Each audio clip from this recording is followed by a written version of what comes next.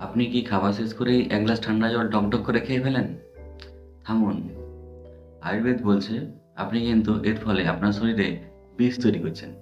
অনেকদিন পর আবার দেখা। আমি ডক্টর দেবাশিস। আয়ুর্বেদে জলের ব্যবহারে বলা আছে ভোজনান্তে বিষপ্রদ। অর্থাৎ খাবারের পর যদি জল খাওয়া হয় তবে সেটা কিন্তু বিষের সমান। কিন্তু কেন?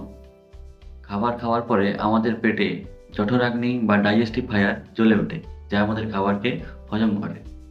ঠিক যেমন জ্বলন্ত আগুনে জল ঢাললে নিভে যায়, ঠিক তেমনি খাবার খাওয়ার পর জল খেলে আমাদের পাচকাগ্নি নিভে যায়। আর ফলে খাবার হজম হওয়ার বদলে পেটেই বসতে শুরু করে। আর সাথে তৈরি করে গ্যাস্ট্রিক, ব্লটিং আর ট্রিপল এ। কি? অ্যাসিডিটি, অলসতা এবং ৩ নাম্বার হলো আমাশা। তাহলে উপায়? খুব চেষ্টা করুন খাবার অন্তত ৪৫ মিনিট পরে জল খেতে।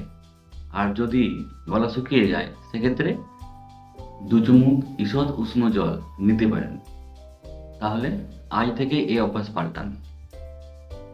এরকমই স্বাস্থ্য বিষয়ক সঠিক তথ্য জানার জন্য এই চ্যানেলটি সাবস্ক্রাইব করে রাখুন। আর কোনো প্রয়োজন হলে নিশ্চয়ই সরাসরি যোগাযোগ করতে পারেন এই নম্বরে। দেখা হবে পরের ভিডিও নিয়ে।